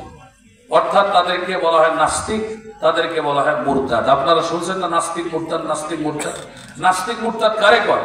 নাস্তিক মুরতাদ তাদেরকে কয় যারা সৃষ্টিকর্তা মানে না, যারা কোনো ধর্ম মানে না, হিন্দু ধর্ম মানে না, খ্রিস্টান ধর্ম মানে না, মুসলিম ধর্ম মানে না, অর্থাৎ তারা কোনো ধর্মকর্ম মানে না। এদেরকে বলা হয় নাস্তিক, এদেরকে বলা হয় বামপন্থী।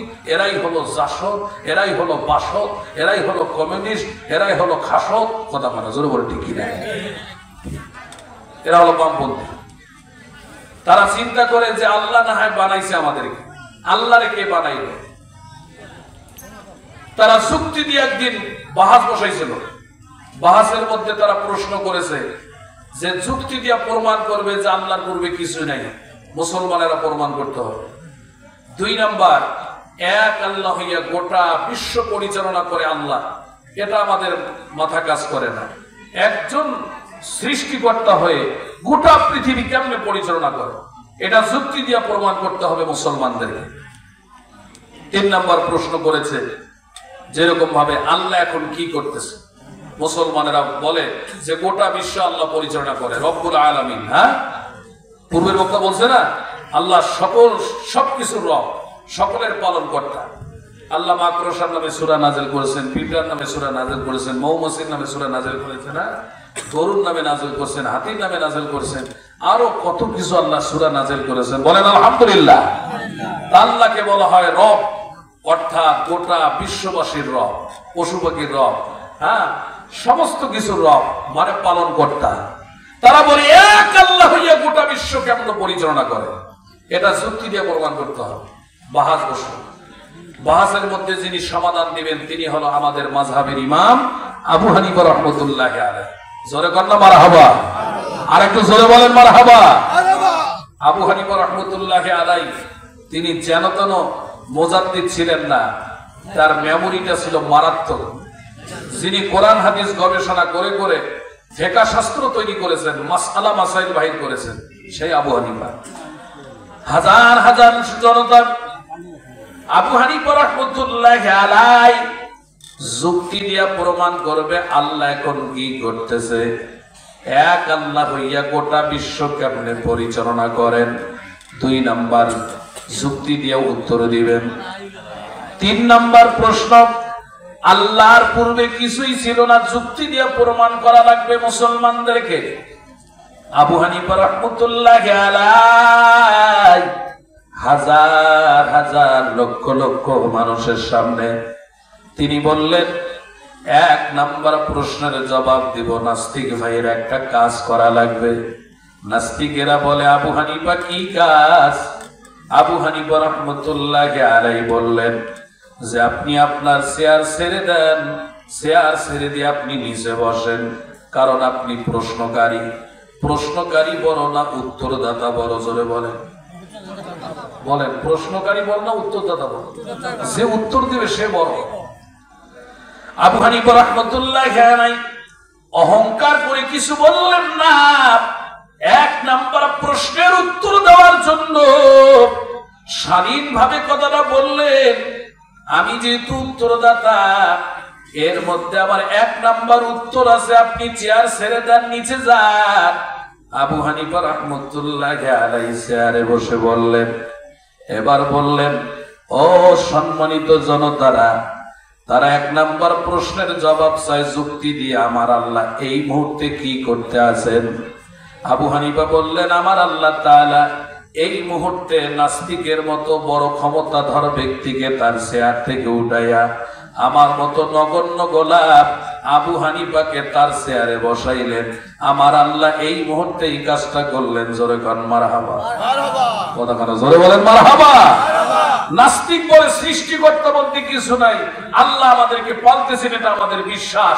ইচ্ছা করলে তো সে তার চেয়ার ছেড়ে দিত না, কিন্তু আমার আল্লাহ তার চেয়ার থেকে সরাইছে, তার চেয়ারের মধ্যে আমার মতো নগণ্য গোলাম আবু হানিফাকে বসাইছেন।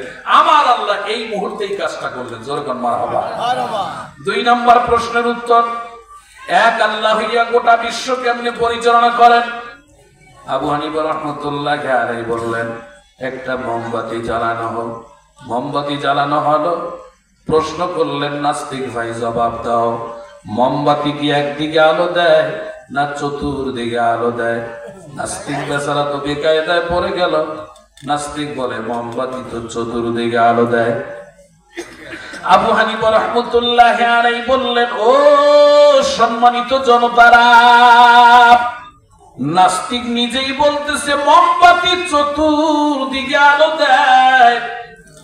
আমার আল্লাহ তাআলা এই মোমবাতির সৃষ্টিকর্তা, আসমান জমিন পাহাড় পর্বত নদী নালা সব কিছুর সৃষ্টিকর্তা। এই ক্ষুদ্র একটা সৃষ্টি মোমবাতি যদি চতুর্দিকে আলো দেয়, এই মোমবাতির স্রষ্টা আমার আল্লাহ তাআলা কেন চতুর্দিকে তিনি নজর করে আমাদেরকে পরিচালনা করতে পারবেন না? আল্লাহ অবশ্যই আমাদের তার কুদরতি নজর দিয়া গোটা বিশ্ব পরিচালনা করেন। ধরে কোন সুবহানাল্লাহ, আর জোরে বলে সুবহানাল্লাহ। তবে হ্যাঁ, আল্লাহর একটা নির্দিষ্ট স্থান আছে। আল্লাহ নির্দিষ্ট স্থান কি জানেন? আল্লাহ কোরআনে বলেছেন, আয়াতটা কোন সূরা জানি ভুলে গেলাম উপস্থিত। আল্লাহ বলেছেন, আর রহমানু আরশিস তাওয়া। আল্লাহ তাআলা আরশে আজিম তার একটা নির্দিষ্ট স্থান, আর সেই আরশে আজিম কাবা শরীফ, মক্কাতুল মুকাররমা কাবা শরীফের সোজাসুজি আল্লাহ তাআলার আরশ কুরসির মধ্যে, সেখান থেকে আল্লাহ তাআলা গোটা বিশ্বকে পরিচালনা করেন। জোরে বলুন সুবহানাল্লাহ। 3 নম্বর প্রশ্ন কি? আল্লাহর পূর্বে কিছুই ছিল না, আমরা সবাই বলি। বলেন আল্লাহর সৃষ্টিকর্তা কেউ ছিল? অর্থাৎ আল্লাহর পূর্বে জিরো। জোরে বলেন আল্লাহর পূর্বে কি? জিরো। আল্লাহর পূর্বে কিছুই ছিল না।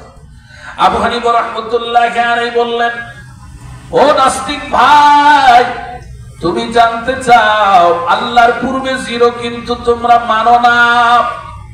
তোমরা যুক্তি দিয়া প্রমাণ করতে চাও, যুক্তি দিয়া তোমরা প্রমাণ চাও যে আল্লাহর পূর্বে কিছুই ছিল না। আবু হানিফা রাহমাতুল্লাহি আলাইহি বললেন, যুক্তি দিয়াই প্রমাণ করব ইনশাআল্লাহ। আবু হানিফা বললেন, 1 থেকে 10 পর্যন্ত গণনা করো। নাস্তিক 1 থেকে 10 পর্যন্ত গণনা শুরু করলো।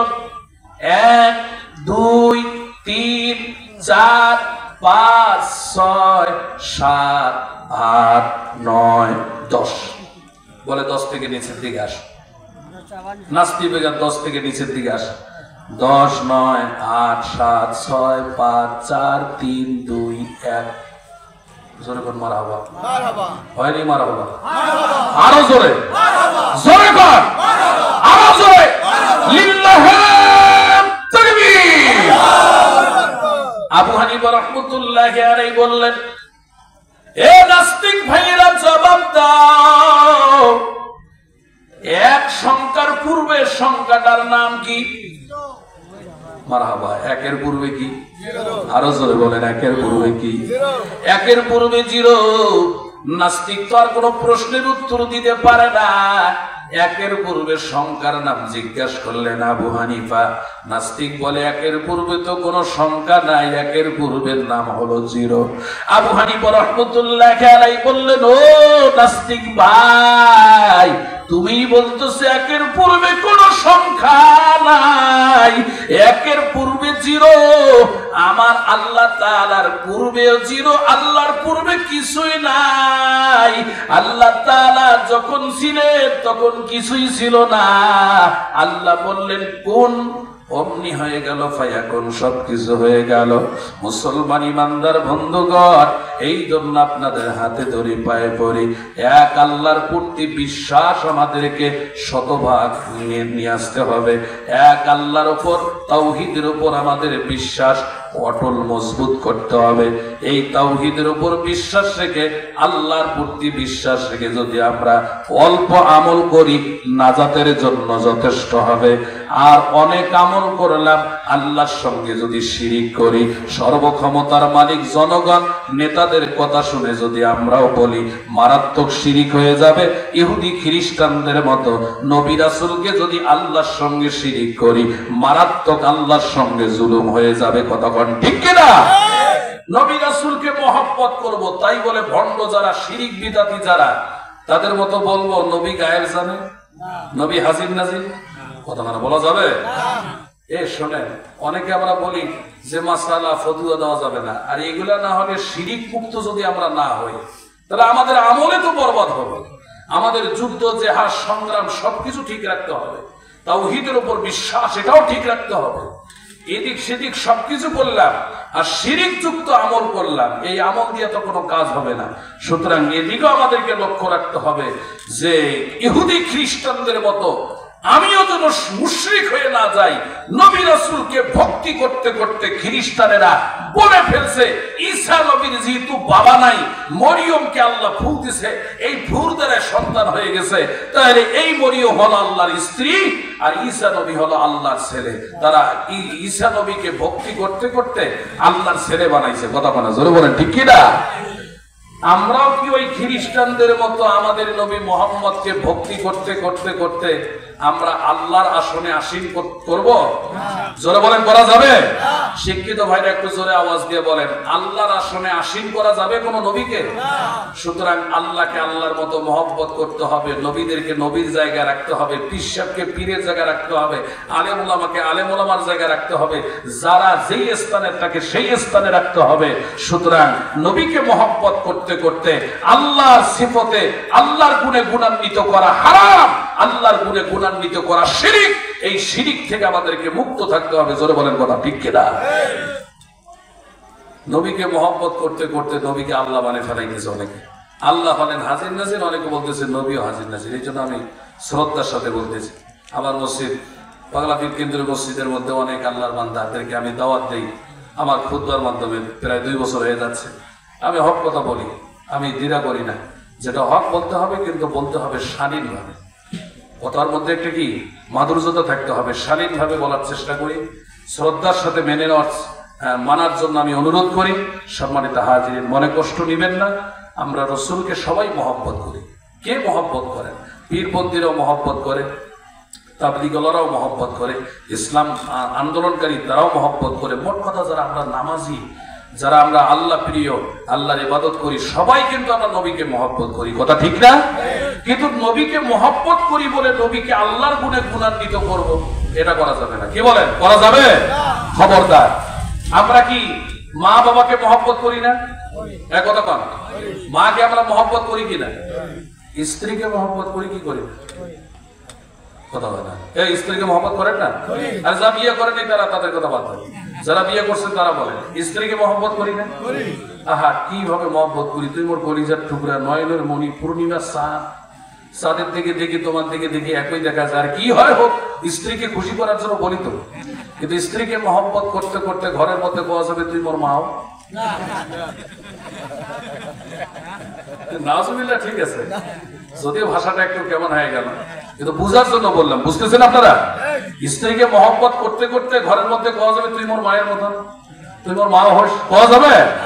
এটা যদি না যায়, তেমনি ভাবে নবীকে মহব্বত করব নবীর মতো, আল্লাহকে মহব্বত করব স্রষ্টার মতো, আল্লাহর মহব্বতের মতো মহব্বত নবীকে করা যাবে না। অর্থাৎ নবীকে মহব্বত করতে হবে, আল্লাহ সৃষ্টি নবী, নবীর মতো মহব্বত করতে হবে। নবী আমার পথ প্রদর্শক, নবীর আনুগত্য করব। নবী যেইভাবে চলছেন আমি সেইভাবে চলবো, নবী যেইভাবে খাইছেন আমি সেইভাবে খাইবো, নবী যেইভাবে পোশাক পরছেন আমি সেইভাবে পরবো।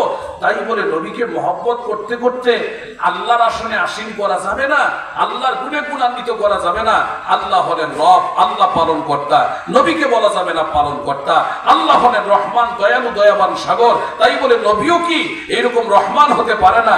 ও মুসলমান ইমানদার, আল্লাহ বলেন আমি হাজির নাজির, সব জায়গায় আমি হাজির নাজির, আমি গোটা বিশ্ব পরিচালনা করি। তাই বলে বলা যাবে না নবীও গোটা বিশ্ব পরিচালনা করেন, গোটা বিশ্বের মধ্যে নবীও হাজির নাজির।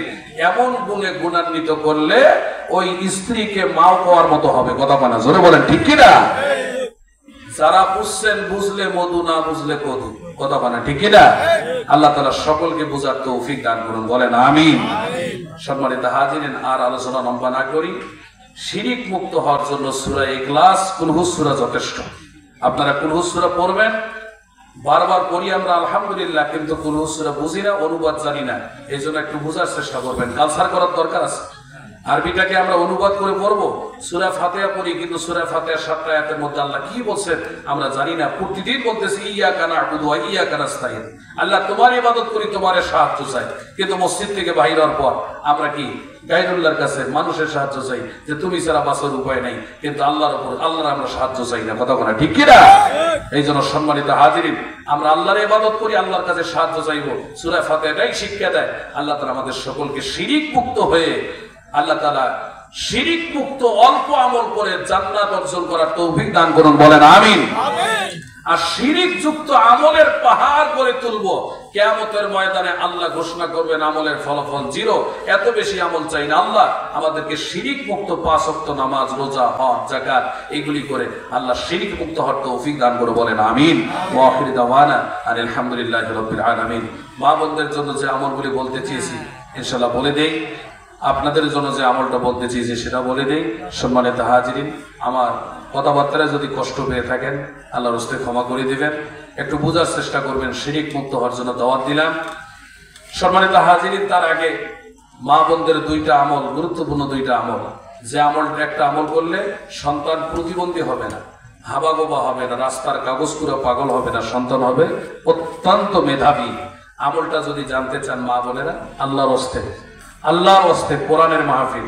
কিসের মাহফিল বলেন তো? কিসের মাহফিল? কোরআনের মাহফিল।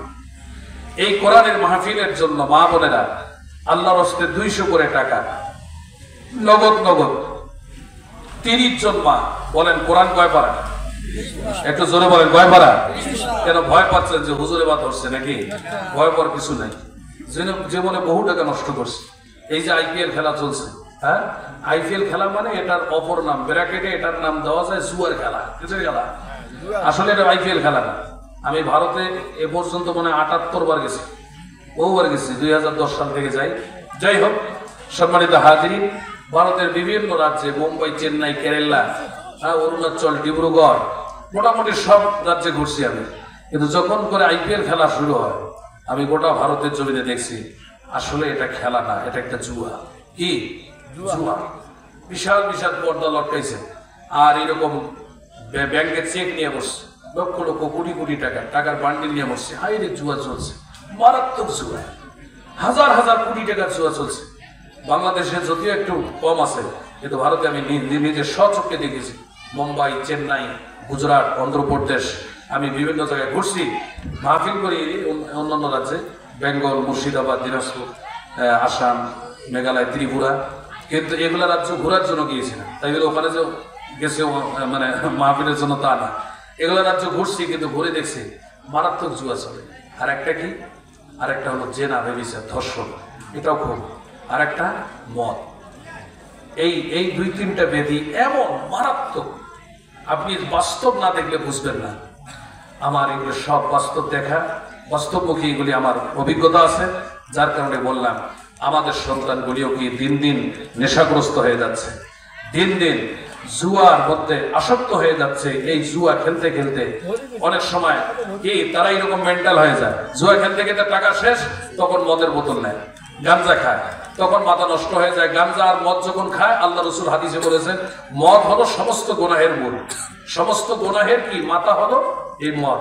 যখন নেশা করে, তখন নেশাগ্রস্ত মানুষ সবকিছু করতে পারে।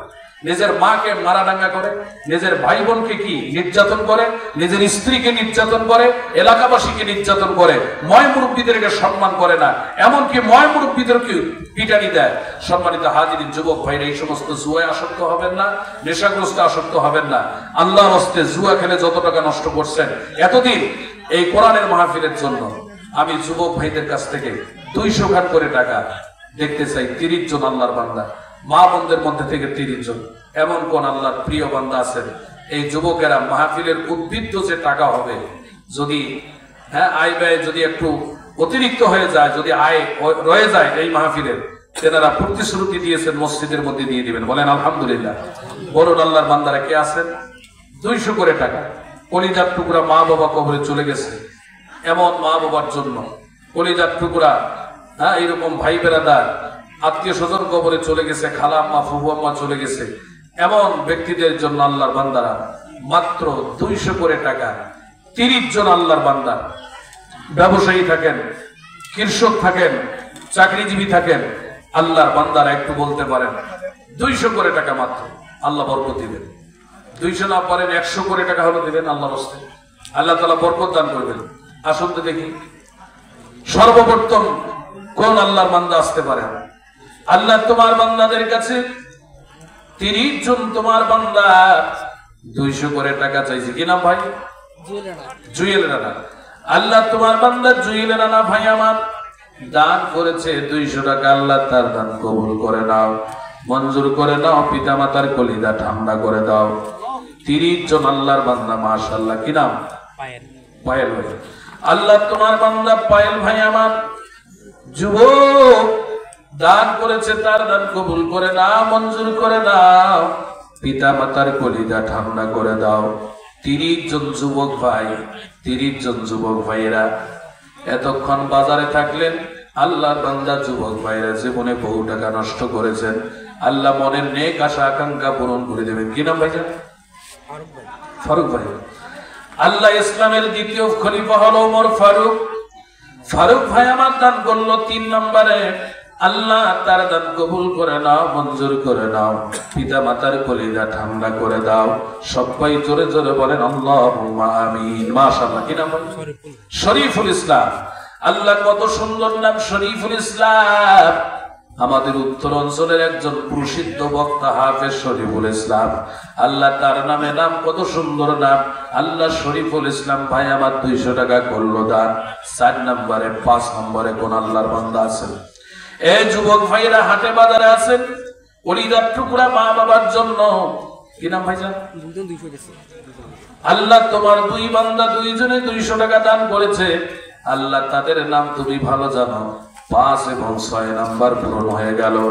7 নাম্বার 30টা সিরিয়াল পূরণ হয়ে গেলে আমি ইনশাআল্লাহ আখিরি মুনাজাত করে দিব। মা বোনেরা যারা আছেন 30টা নাম তাড়াতাড়ি পূরণ করেন, ওখানে পূরণ করে পাঠিয়ে দেন। কি নাম?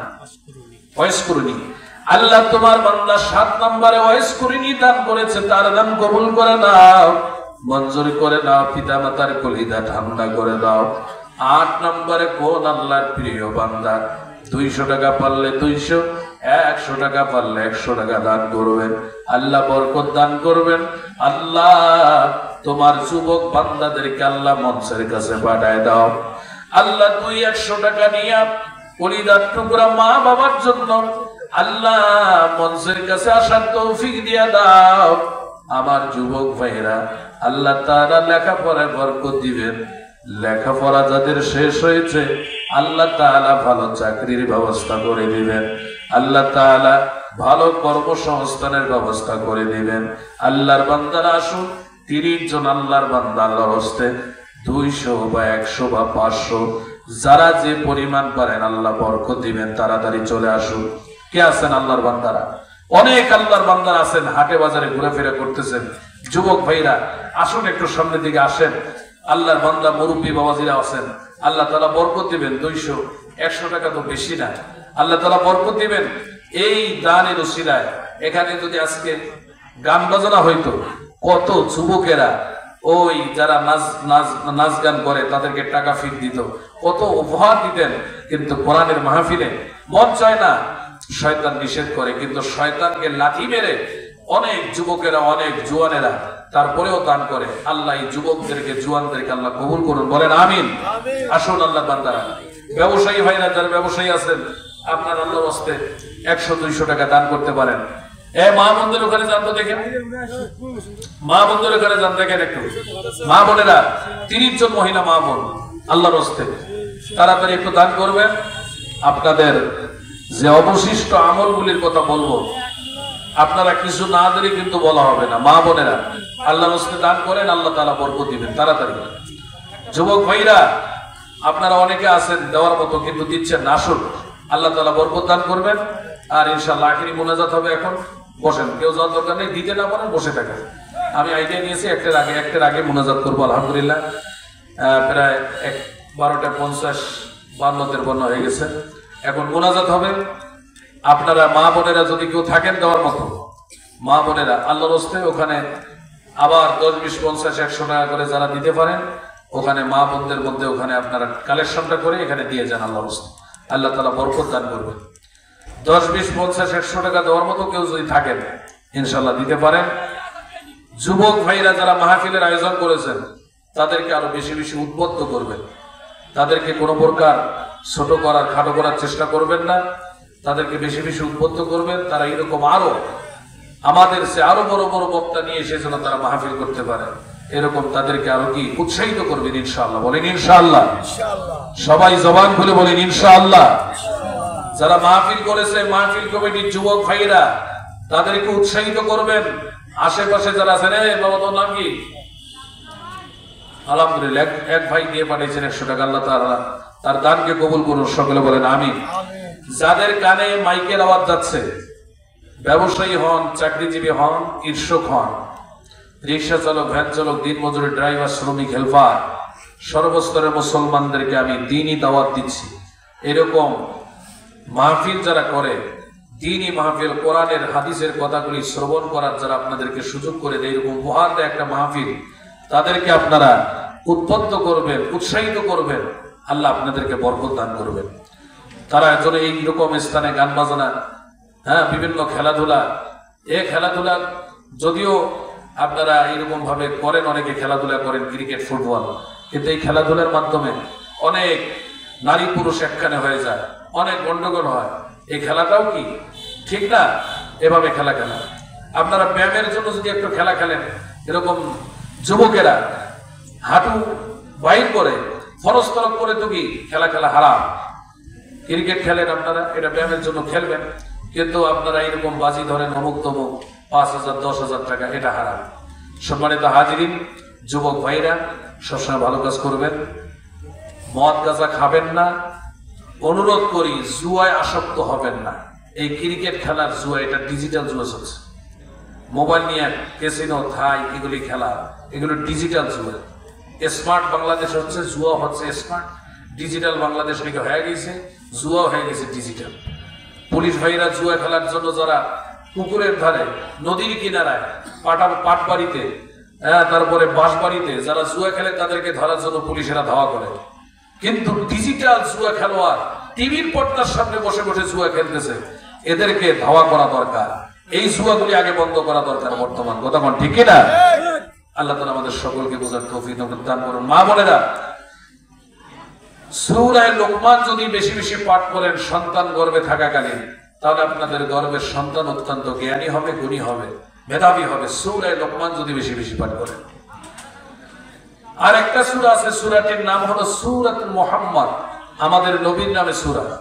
সূরা মুহাম্মদ যদি কেউ পাঠ করেন, সূরা ইখলাস, কুল হুয়া সূরার ফজিলত বললাম না, সূরা মুহাম্মদ যেই মহিলা মা বোনেরা পাঠ করবেন, তার গর্ভের সন্তান নবী মুহাম্মদ সাল্লাল্লাহু আলাইহি সাল্লামের মতো আদর্শবান, চরিত্রবান, নবীর মতো একটা সুমডেল সন্তান আল্লাহ তাআলা তাকে দান করবেন। মা বোনেরা সূরা মুহাম্মদ বেশি বেশি পাঠ করবেন। এটা মহিলা মা বোনেরা মোটামুটি আবার দিয়েছে, আলহামদুলিল্লাহ। আল্লাহ তোমার বান্দী আমার মা বোনেরা আবার দান করেছে, তাদের দানকে আল্লাহ কবুল করে নাও, বলেন আমিন। সম্মানিত হাজিরিন, আপনারা একটা আমল করলে 80 বছরের গুনাহ মাফ হবে। সুবহানাল্লাহ বলেন। সে আমলটা হলো শুক্রবার জুমার নামাজ পড়ি না আমরা, শুক্রবার আসরের নামাজের পর, যেখানে আসরের নামাজ পড়বেন, মাঠে পড়েন, ঘাটে পড়েন, বাজারে পড়েন, দোকানে পড়েন, মসজিদে পড়েন, যেখানে পড়বেন, মা বোনের আপনারা ঘরে পড়েন, ওই আসরের নামাজ পড়ে শুক্রবার আসরের নামাজের পর ওই বৈঠকে আপনারা এই দরুদ শরীফটা যদি 80 বার পাঠ করেন, কোন দরুদ পড়েন সকলে? আল্লাহুম্মা সাল্লি আলা মুহাম্মাদিন নাবিয়্যিল উম্মিয়্যি ওয়া আলা আলিহি ওয়া সাল্লিম তাসলিমা। পড়েন আবার, আল্লাহুম্মা সাল্লি আলা মুহাম্মাদিন নাবিয়্যিল উম্মিয়্যি ওয়া আলা আলিহি ওয়া সাল্লিম তাসলিমা। এই দরুদ শরীফটা আপনারা মোবাইলে সার্চ দিলেও পাবেন, গুগলে সার্চ করলে পাবেন। সম্মানিত হাজিরিন, এই দরুদটার আমরা আমল করব। সকলে আবার দাওয়াত দেই, সকলকে আপনারা 5 ওয়াক্ত নামাজ পড়বেন ইনশাআল্লাহ। যুবক ভাইরা পড়বেন তো ইনশাআল্লাহ? মুরব্বী বাবাজিরা, সর্বস্তরের মুসলমান নর এবং নারী সকলকে আমি অনুরোধ করব 5 ওয়াক্ত নামাজ পড়বেন। তবে এই আমল, এই নামাজগুলি আল্লাহর দরবারে কবুল করার জন্য শর্ত হলো শিরিক মুক্ত থাকা। আর শিরিক মুক্ত হওয়ার জন্য সূরা ইখলাসের উপর আমল করবেন। কুল হুয়াল্লাহু আহাদ, আল্লাহ এক, আল্লাহুস সামাদ, আল্লাহ কাহার মুকাফিকি নন, লাম ইয়ালিদ ওয়া লাম ইউলাদ, আল্লাহ কাহার থেকে জন্ম হন নাই, আল্লাহ জন্ম দেন নাই, ওয়া লাম ইয়াকুল লাহু কুফুয়ান আহাদ, আল্লাহ সমকক্ষ কেউ হতে পারে না। আল্লাহ আমাদের সকলকে এই কুল হুয়া সূরার বিধানের উপর অটল থেকে শিরিক মুক্ত হয়ে অল্প আমল করে জান্নাত অর্জন করার তৌফিক দান করুন। সকলে বলেন আমিন। ওয়া আখিরু দাওয়ানা আনিল হামদুলিল্লাহি রাব্বিল আলামিন। আলহামদুলিল্লাহি রাব্বিল আলামিন। ربنا آتنا في الدنيا حسنة وفي الآخرة حسنة وقنا عذاب النار. ربنا فاغفر لنا ذنوبنا وكفر عنا سيئاتنا وتوفنا مع الأبرار. আয় আল্লাহ তাআলা, উত্তর চাঁদখানা সকিমিয়ার বাজার প্রাঙ্গণে যুব সমাজের উদ্যোগে আজকের এই তাফসীর মাহফিল আল্লাহ তুমি কবুল করে নাও। আজকের এই তাফসীর মাহফিলের সম্মানিত সভাপতি মহোদয়কে কবুল করে নাও, সহসভাপতিকে আল্লাহ কবুল করে নাও, প্রধান অতিথি আরো যত অতিথিগণ আছেন সকলকে আল্লাহ কবুল করে নাও। আমন্ত্রিত উলামায়ে কেরাম যারা বয়ান করেছেন আল্লাহ তাদের জবানকে ইসলামের জন্য বেশি বেশি কবুল করে নাও। আয় আল্লাহ তাআলা, আজকের মাহফিলের হাদিয়াটুকুন বিশ্ব নবী রওজা মুবারকে পৌঁছায়া দাও। বাবা আদম আলাইহিস সালাতু ওয়াস সালাম থেকে শুরু করে আজ পর্যন্ত যত নবী রাসূল, সাহাবায়ে কেরাম, তাবিঈন, তাবিঈন, শহীদিন, সিদ্দিকিন, আইম্মায়ে মুজতাহিদিন, মুসলমান, মুসলিমিন, মুমিন, মুমিনাত, পৃথিবীর যারা যেই প্রান্তে শুয়ে আছে আল্লাহ সকলের রুহের মধ্যে হাদিয়াটুকুন পৌঁছাইয়া দাও। আল্লাহ খাস করে আমরা যারা আমিন আমিন করতেছি, আমাদের পিতা মাতা, দাদা দাদি, নানা নানি, পূর্বাপুরুষ যারা কবরে চলে গেছে, সকলের রুহের মধ্যে হাদিয়াটুকুন পৌঁছাইয়া দাও। আয় আল্লাহ তাআলা, এই মাহফিলের জন্য যারা শ্রম দিল, আমার কলিজার টুকরা যুবক ভাইরা, আয় আল্লাহ যুবকদের শ্রমের বিনিময়ে জান্নাত বরাদ্দ করে দাও। আয় আল্লাহ তাআলা, খাস করে মাবুদ আল্লাহ, যুবকের আজকের মাহফিলের আয়োজন না করে তারা তো গান বাজনার আয়োজন করতে পারত। আয় আল্লাহ, তোমার যুবক বান্দারা দিন প্রিয়, ইসলাম প্রিয়, কোরআন প্রিয়, আল্লাহ তোমাকে মহব্বত করে, রসুলের মহব্বতে আজকে তারা মাহফিলের আয়োজন করেছেন। এই মাহফিলটাকে ওই যুবকদের সহ আমাদের সকলের জন্য জান্নাতের ওসিলা বানায়া দাও। আয় আল্লাহ তাআলা, অনেক প্রার্থীরা দোয়া চেয়েছেন। আল্লাহ, তোমার যেই বান্দাকে তুমি পছন্দ করো, যারা জনগণের সেবায় কাজ করবে, আল্লাহ যারা দ্বীন ইসলামের কাজ করবে, কোরআন সুন্নাহর উপর যারা কাজ করবে, এমন ব্যক্তিকে আল্লাহ তুমি নির্বাচন করার তৌফিক দিয়ে দাও। আয় আল্লাহ তাআলা, খাস করে মাবুদ, আমাদের মধ্যে অনেকের মা নাই, বাবা নাই। আল্লাহ, কলিজার টুকরা মা বাবা যাদের অন্ধকার কবরে চলে গেছে, আল্লাহ দয়া করে তাদের আব্বা জান, আম্মা জানের কবরটাকে জান্নাতের বাগিচা বানায় দাও।